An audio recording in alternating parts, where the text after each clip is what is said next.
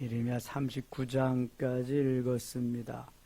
거짓 선지자들이 안 망한다, 괜찮다 그러지만 예레미야는 생명을 걸고 하나님의 말씀을 그대로 전합니다. 시위대 뜰에 갇히고 감옥에 갇히지만 하나님의 말씀을 그대로 전한 예레미야의 그 말씀대로 유대 백성들, 예루살렘 백성들은 모두가 다 바벨론으로 잡혀가고 맙니다. 예루살렘 성은 함락되고 말지요. 시드기야 왕은 비참하게 두 눈이 뽑힌 채로 그렇게 마감을 하고 맙니다. 37장에 가겠습니다. 37장 2절입니다. 그와 그의 신하와 그의 땅 백성이 여호와께서 선지자 예레미야에게 하신 말씀을 듣지 아니하니라. 얼마나 패역한지 망하는 날까지 끝까지 듣지 않습니다. 끝에라도 좀 돌이키면 얼마나 좋겠어요. 시드기야 왕이 3절 살람의 아들 여후갈과 마아세의 아들 제사장 스바냐를 선지자 예레미야에게 보내 청하되 너는 우리를 위하여 우리 하나님 여호와께 기도하라 하였으니 그때 예레미야가 갇히지 아니하였으므로 백성 가운데 출입하는 중이었더라. 잠시 석방되었던 것 같아. 예레미야가 바로의 군대가 애굽에서 나오며 예루살렘을 에워쌌던 갈대아니 그 소문을 듣고 예루살렘에서 떠났더라. 여호와의 말씀이 선지자 예레미야에게 임하여 이르시되 7절 같이 읽겠습니다. 이스라엘의 하나님 여호와께서 이와 같이 말씀하시니라. 너희를 보내어 내게 구하게 한 유다의 왕에게 아뢰라. 너희를 도우려 던 바로의 군대는 자기 땅 애굽으로 돌아가겠고 8절 갈대아인이 다시 와서 이 성을 쳐서 빼앗아 불사르리라. 애굽 사람은 돌아가고 이제 갈대아 바벨론 사람들이 와서 성을 빼앗고 불사를 것이다. 반드시 멸망할 것이다. 그런 말이죠. 9절입니다. 여호와께서 이같이 말씀하시니라. 너희는 스스로 속여 말하기를 갈대아인이 반드시 우리를 떠나리라 하지 말라.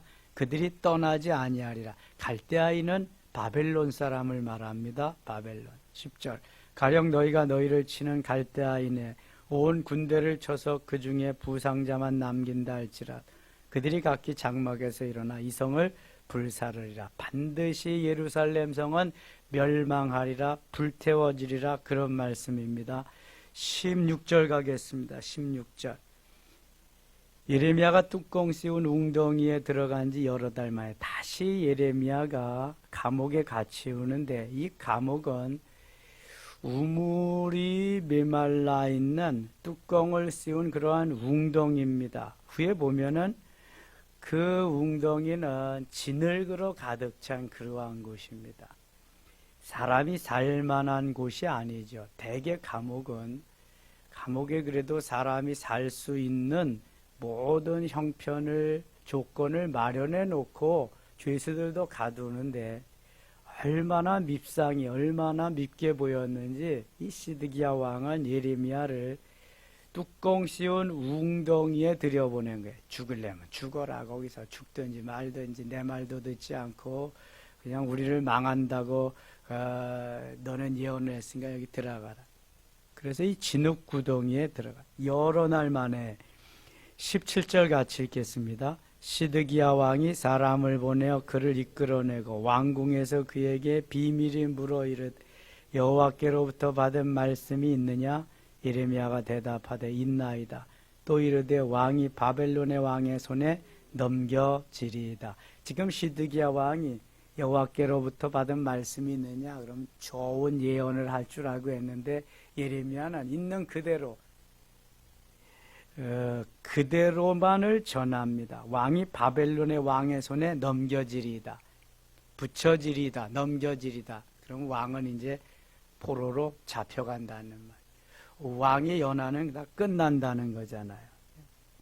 21절 가겠습니다. 21절. 이에 시드기야 왕이 명령하여 예레미야를 감옥들에 두고 떡 만드는 자의 거리에서 매일 떡 한 개씩 그에게 주게 하며 성중에 떡이 떨어질 때까지 이르니라. 예레미야가 감옥들에 머무니라.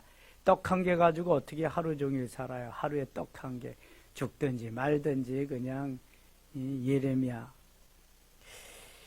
그 의로운 사람, 의인들, 바른 말을 하고 바른 길을 가려고 하는 사람은 언제든지 이렇게 어려움이 있습니다. 환란이 있습니다. 대충 살려고 하는 사람들에게 무슨 어려움이 있겠습니까? 여기에도 갔고 저기에도 가서 붙고 그냥 시류를 따라서 찾아다니는 사람은 뭐 별로 어려움이 없습니다. 사단이 그냥 내버려 두거든요. 자기 편이니까. 그러나 의를 위해서, 정의를 위해서, 바름을 위해서 고지 곧대로 살려고 하는 사람들은 항상 이렇게 어려움이 있습니다. 왜냐하면 사단이 가만두지 않습니다. 늘 사탄이 그래서 노리고 어려움이 있도록 그렇게 만드는 거죠. 그래서 대개 생명을 걸고 의의 길로 가려고 하는 사람은 흔치 않습니다. 적군이 쳐들어온다, 항복하면은 살려주리라. 그러면 다 항복하죠. 거기에서 자결하거나 그러는 사람은 별로 없습니다. 느부갓네살 왕이 금신상을 만들어 놓고 절해라. 절하는 자마다 살리라. 만일 절하지 아니하면 풀무불에 던져 죽이리라. 대부분 다 절하죠. 살려면 절해야지. 그러나 다니엘, 그의 세 친구 하나냐, 미사엘, 아사랴는 절하지 않습니다. 그냥 하나님만 섬깁니다. 우상을 섬길 수 없습니다. 왕이 화가 나서 풀무불을 평소보다 7배를 더 뜨겁게 합니다. 그래도 다니엘의 세 친구는 우상에게 절하지 않습니다. 우리는 하나님만 섬기지 우상을 섬길 수 없습니다. 왕이 풀무불에 우리를 들여보낼지라도 하나님이 우리를 살려주실 겁니다. 그리 아니하실지라도, 다니엘서 3장 18절, 그렇게 하지 아니하실지라도, 그리 아니하실지라도, 이 말씀은 엄청난 이야기입니다. 하나님이 우리를 풀무불 속에서 건져주지 아니하시더라도 우리는 구이가 되고 재가 될지라도 우상에게 절할 수 없습니다. 우리는 하나님만 믿습니다. 하나님만 섬깁니다 하고 불 속에 들어갑니다. 그럼 이게 신앙입니다. 이게 신앙. 하나님의 사람이 하나님만 섬기고 하나님이 주시는 말씀만을 전해야지, 내가 조금 더 생명 연장시키기 위해서 마귀가 하는 말을 그대로 전하고 그 마음에도 없는 말을 하면 되겠습니까? 하나님의 사람, 진실한 하나님의 사람, 하나님의 사람다운 사람, 하나님이 칭찬하는 사람은 오늘도 하나님의 말을 그대로, 말씀을 그대로 전할 수 있는 사람입니다. 하나님의 사람은 죽어도 살고 살아도 살고 영원히 사는 것인데, 조금 생명 더 연장시키기 위해서, 조금 더 내가 잘 살기 위해서 그렇게 한다. 그건 하나님의 사람이 가는 길이 아닙니다. 예레미야도 시드기야와 같이 그저 좋은 말하고 거짓 선지자들과 같이 그 귀나 즐겁게 해주고 그러면 오래 살 수 있겠지요. 그러나 하나님 앞에 가서는, 아니 하나님 앞에 갈 수도 없겠지요. 버림받는 거죠. 영원한. 믿음의 길을 가려고 하면 항상 환란이 있습니다. 어려움이 있고요. 고난이 있습니다. 믿음은 어려운 때, 환란의 때, 역경의 때 알아볼 수 있습니다. 변절자는 어려울 때 변질이 되는 겁니다. 그러나 의롭게 사는 사람은 환란과 역경이 와도 꼿꼿하게 그 길을 가는 겁니다. 하나님의 말씀을 가지고 곧바로 대로로 벳세메스로 향하는 암소와 같이 가는 겁니다. 소나무의 진가는 이런 뜨거운 여름에 있지 않습니다. 오히려 이러한 여름은 활엽수, 잎이 큰 나무들이 더 활개를 치고 더 멋져 보입니다. 소나무의 진가는 겨울에 있습니다. 엄동설안에 다 낙엽이 지고 떨어져서 메말라 앙상한 그때에도 소나무는 독야청청 푸르름을 자랑합니다. 믿음의 사람들은 환난의 때에도 바로 서서 독야청청 혼자라도 갈 수 있는 사람. 엘리야가 죽기를 갈구한 것이 그런 거잖아요. 아합의 손에 다 죽고 나만 남았습니다. 나만 홀로 남았습니다. 나 혼자 견디기가 너무 어렵습니다. 차라리 죽여주시옵소서 그런다고요. 아합과 450명과 결투하고 승리를 거두고 3년 6개월 동안 비가 내리지 않던 땅에 비를 오게 한 장본인, 불의 선지자, 천하의 엘리야도 그렇게 비참해진다고요. 이게 육신의 생명을 가진 아담의 후손의 속성입니다. 나 혼자 어떻게 감당하렵니까? 하나님 차라리 죽여주세요. 너무 심히 두렵습니다. 어렵습니다. 그때 하나님이 말씀하시는 거예요. 야, 너 혼자라고 착각하지 마라. 너와 같이 우상에게 아합에게 무릎을 꿇지 아니한 자가 몇 명이나 더 있다고요? 7,000명이나 더 있다. 너 착각하지 마. 5분 착각은 건강에 좋다 그러는데 너 그 이상은 안 된다. 착각하지 마라. 여러분, 하나님의 사람은 나 외에도 나만 의롭게 살려고 하는 것이 아니라 나 외에도 어딘가는 하나님이 숨겨놓은 하나님의 사람이 있습니다. 이 나라에 비전이 있는 것은 교회가 줄어들고 믿음의 사람들이 줄어든다고 해도 여러분들과 같이 새벽을 깨우면서 오늘도 하나님 앞에 간절히 기도하며 부르짖는 이들이 있기에 때로는 금식하며 철야하며 정한 시간의 기도를 다윗과 같이 드리는 하나님의 백성들이 있기에 비전이 있는 거예요.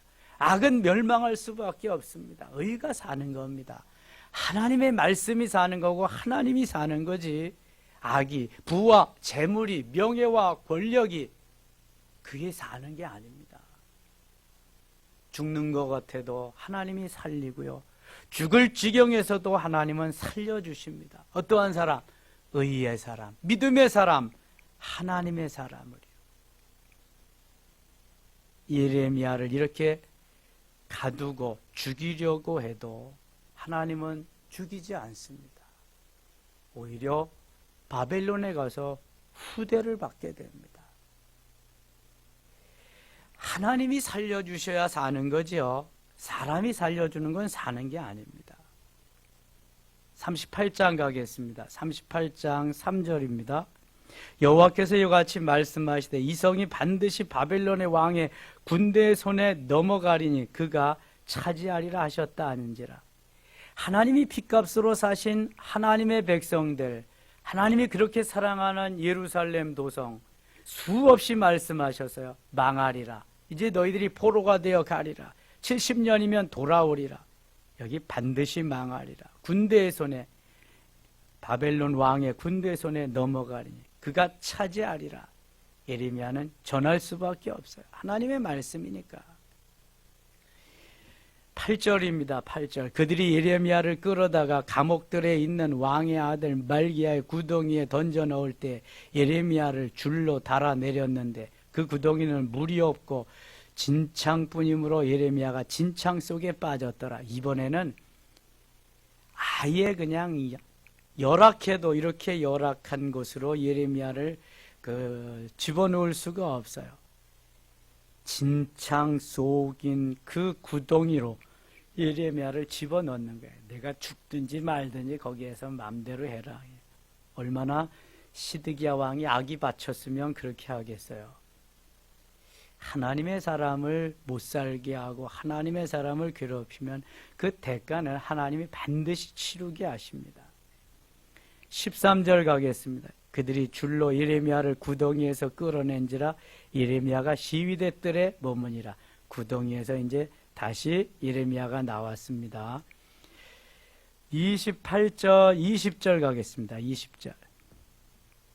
예레미야가 이르되 그 무리가 왕을 그들에게 넘기지 아니하리다. 원하옵나니 내가 왕에게 아뢰는 바 여호와의 목소리에 순종하소서. 그리하면 왕이 복을 받아 생명을 보존하시리이다. 그러나 만일 항복하기를 거절하시면 여호와께서 내게 보이신 말씀대로 되리이다. 예레미야는 계속해서 시드기야 왕에게 하나님 말씀대로 따르라 권면함. 보라고 유다 왕궁에서 남아있는 모든 여자가 바벨론 왕의 고관들에게로 끌려갈 것이요. 비참하죠. 그 여자들은 내게 말하기를 내 친구들이 너를 꾀어 이기오 내 발이 지늘게 빠짐을 보고 물러갔도다 하리라. 29절 같이 읽을게요. 내 아내들과 자녀는 갈대아인에게로 끌려가겠고 너는 그들의 손에서 벗어나지 못하고 바벨론 왕의 손에 잡히리라. 또 내가 이 성읍으로 불사람을 당하게 하리라 하셨나이다. 아멘. 하나님이 사랑하는 이스라엘 백성들이 저 사단의 하수인은 바벨론의 왕에게 다 끌려가서 여인들도 끌려가고 자녀들도 끌려가고 너무 비참한 삶을 살리라. 우리가 지금 뭐 징용 문제, 위안부 문제 계속 일본과의 관계가 이렇게 걸려 있는데요. 이 예루살렘 성이 함락되는 거나 뭐 대한민국이 함락되는 거나 뭐 별로 다를 바 없어요. 하나님을 떠나고 우상을 섬기면요 사는 길이 없어요. 파당을 짓고 집안 싸움을 하는 백성들은 사는 길이 없어요. 다 하나님께서 죄로 말미암은 재앙이 임할 수밖에 없게 하시는 거죠. 하나님이 그토록 사랑하는 백성들이 이렇게 비참함을 당하게 한다. 기다려도 돌이키기를 기다려도 수없이 기다려도 돌이키지 않으니까 결국은 어쩔 수가 없는 거예요. 사랑하기 때문에 징계하는 거예요. 사랑하기 때문에. 아니면 내버려 두는 거죠. 28절 가겠습니다. 28. 예레미야가 예루살렘이 함락되는 날까지 감옥들에 머물렀더라. 야, 이 시드기야 왕도 대단해요. 예레미야가 자기 말을 안 듣는다고 끝까지 감옥 속에 집어넣고 꺼내줬다가 또 말 안 듣는다고 또 집어넣고 시궁창에도 집어넣질 않나, 물 없는 우물에다가 집어넣질 않나. 그냥 주의 길을 가면, 의롭게 올곧게 가면은요 이러한 고난은 이미 예견된 것입니다. 각오하고 가야죠. 일제치하의 주기철 목사님은 그래서 순교의 길을 가는데요, 그 마지막은 얼마나 비참한지 몰라요. 쫙 송판대 위에다가 송판 위에 못을 박아가지고 그 송판을 뒤집어서 못이 쫙 나온 그 위를 걸어가게 하는 거예요. 잔인합니다, 일본 놈들이. 그래가지고 그 송판 위를 못이 나오네 밟을 때마다 못이 발 위로 쭉쭉 올라가 피가 쭉쭉 튈 거 아니겠습니까? 예수님은 십자가 위에서 세 개의 못, 두 손과 발을 합쳐서 세 개의 못에 가시관 쓰시고 가셨는데 주기철 목사님은 많은 못자국을 남기며 가셨습니다. 산정형 교회는 예배를 못 드리기 위해서 강목으로 빗장을 쳐놓고 들어가지도 못하게 하고 모든 성도들은 목사님을 따라서 순교합니다. 대표적인 장로님은 조만식 장로님이죠. 모든 성도들이 그 길을 갑니다. 순교. 제합리교회라고 하는 감리교는 완전히 거기에 모든 성도들을 다 예배당 안에 집어넣고 휘발유를 불어서 불살라서 완전히 잿더미로 만들었습니다. 남쪽의 어떤 섬, 서안의 어떤 섬은 야월도라고 하는 섬은 야월도의 순교자라고 하는 책을 한번 읽어보세요. 그는 온 섬이 100% 그리스도인이 예수 믿는 사람, 온 성 안이 다. 그런데 말을 듣지 않으니까 썰물이 될 때에 기둥을 하나씩 갯벌에 갖다 박고 거기에다가 그리스도인들을 한 사람씩 다 묶어 놓습니다. 밀물이 올 때다 수장을 시켜 죽었습니다. 이러한 일은 여기저기에서 엄청나게 벌어졌습니다. 그러나 한마디의 사죄의 얘기를 안 합니다. 잘못했다는 말을 하지 않습니다. 악랄한 놈들입니다. 아주. 오늘이 해방된 지 4주년입니다. 다시는 우리가 그렇게 먹히지 않도록 힘을 길러야 됩니다. 자주적인 힘을 길러야 됩니다. 정부도 김정은이 오면 올인할 게 아니라 친해져야 됩니다. 일본하고 같이. 가깝고도 먼 나라가 일본이라고 친해져야 됩니다. 그래도 우리나라의 근대화를 일으킬 수 있게 해준 나라가 일본이잖아요. 미국이 물론 도와주었지만 일본의 지식인들이 이렇게 말합니다. 우리나라는 당신네 나라 전쟁 때문에 잘 살 수 있는 나라가 되었어. 우리의 6.25 동란 때문에 폐허가 됐던 일본이 다시 일어나서 현대적인 잘 사는 국가로 만들어졌다는 거예요. 우리 전쟁 때문에. 우리나라는 그 후에 또 여러 가지 일본이 기술을 되어주고 여러 가지 물자를 해주고 그래서 살 수 있는 기반을 마련해 준 건 사실입니다. 이거는 뭐 인정할 건 인정해야죠. 잘못된 건 잘못된 거고 도와준 건 도와준 거고. 그러나 이러한 우리 민족을 신앙을 멸절시키려고 하고 우리 민족을 아주 짓밟고 그거에 대해서는 한마디쯤 사과를 해야죠. 사과를. 잘못했노라고. 다시는 이런 일이 없을 거라고. 오늘 우리는 74주년 그 시대를 살지는 않았지만 다시 한번 우리들의 옷깃을 여미고 예루살렘 성이 바벨론에 왜 멸망했는가? 왜 하나님 그토록 사랑하는 백성들을 그렇게 하셨는가? 하나님의 설계, 하나님의 디자인이 없는 건 아무것도 없습니다. 우연이란 없습니다. 그렇다고 한다면 우리는 하나님의 뜻에 맞게 하나님이 원하신 아름다운 삶의 자리에 나가도록 어떠한 형편과 처지에 있어도 올곧게 하나님을 믿는 신앙으로 비록 구이가 돼서 풀무불에 죽을지언정 총살을 당하거나 어떠한 칼베임을 당하더라도 믿음을 지키며 가리라. 하나님의 말씀대로 내가 따라가리라 하는 일사각오의 정신은 있어야 됩니다. 주기철 목사님이 맨 마지막에 한 산정형 교회에서 하신 설교 제목이 일사각오입니다. 죽을 마음으로, 죽으면 죽으리라는 마음으로 나는 일제와 항전하면서 믿음으로 살리라. 성도들도 그 길을 가야 된다고 하는. 현대 그리스도인 중에 그 길을 갈 수 있는 사람이 얼마나 될까요? 순교의 길 말이죠. 지금 일본이 와서 다시 우리를 점령하고 그렇게 한다면 변절되지 않을 사람 얼마나 될까요? 우선 살고 봐야지. 누가 나를 살려주냐. 그 시대에도 얼마든지 그런 매국노들은 많았으니까. 그러나 믿음은 그런 게 아닙니다. 믿음은 주님의 말씀대로 따라 사는 게 믿음입니다. 하나님은 그 사람들을 붙잡으시고 그 사람들에게 면류관을 주시는 겁니다. 면류관. 39장 가겠습니다. 39장 2절 시드기야의 제17년 11년 넷째 달 아홉째 날에 성이 함락되니라. 예루살렘이 함락되매. 예루살렘이 함락된 시점은 BC 586년입니다. BC 500 예수 그리스도 탄생 이전 586년에 완전히 예루살렘은 함락되고요. 그때부터 쓸만한 사람들은 다 바벨론으로 포로로 잡아가고 그 다음에 시원치 않은, 죄송해요, 바벨론 사람들이 볼 때 시원치 않은 사람들은 남겨서 농사 짓게 하고 농산물까지도 다 착취하고 갑니다. 이런 말이 있어요. 모든 길은 로마로 통한다고. 로마가 세계를 지배할 때 길을 잘 닦아놨습니다. 왜 길 잘 닦아놨는지 아세요?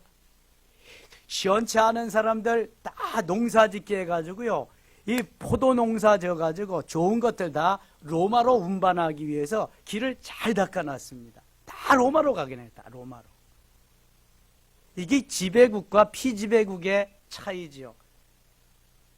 우리나라 철도를 건설하고 다리를 놓고 막 그런 거 왜 했겠어요? 착취해 가기 위함입니다. 일본 놈들이 다 싫어요. 저희 어머니 말씀에 의하면 일본 놈들은 좁쌀알까지 셌다 그래. 좁쌀알까지. 우리나라 사람 뭐 먹고 살았어요? 먹고 살 게 없어요. 농부들이 논에서 벼가 아닌 잡초 뭐 있죠?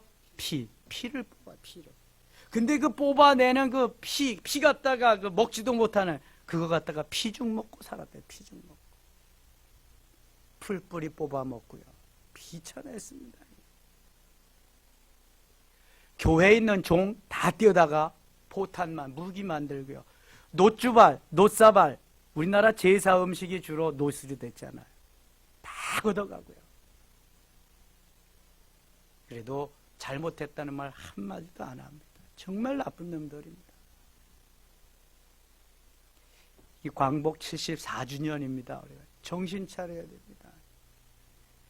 다른 건 몰라도 믿음으로 정신을 차리고 다시는 안 뺏기리라. 신사참배는 안 하리라. 그들이 섬기는 신 중에서 가장 많은 사람들이 섬기는 게 신사예요. 일본에는 신이 뭐 몇천 개 된대잖아요. 몇천 개. 잡신을 섬기는 나라. 6절 가겠습니다. 6절. 바벨론 왕이 림나에서 시드기야의 눈앞에서 그의 아들들을 죽였고 아버지가 보는 앞에서 시드기야 왕의 아들을 죽입니다. 아들들을 죽였고 왕이 또 유다의 모든 귀족을 죽였으며 귀족들도 죽이고 왕이 또 시드기야의 눈을 빼게 하고 바벨론으로 옮기려고 사슬로 결박. 시드기야의 두 눈을 다 뺐습니다. 산 사람의 눈을 빼. 그것도 왕도. 아무리 적국이지만 이럴 수가 있어요. 그래? 갈대아인들이 왕궁과 백성의 집을 불사르며 예루살렘 성벽을 헐었고 9절 10절 같이 읽어요. 사령관 느부사라단이 성중에 남아있는 백성과 자기에게 항복한 자와 그 외에 남은 백성을 잡아 바벨론으로 옮겼으며 사령관 느부사라단이 아무 소유가 없는 난민을 유다 땅에 남겨두고 그날에 포도원과 밭을 그들에게 주었더라. 아멘. 어쩌면 광복절 날에 이렇게 딱 맞는 말씀이 우리에게 주어지는지 모르겠어요. 정신 차리라고 주시는 말씀이겠지. 15절 가겠습니다. 15절.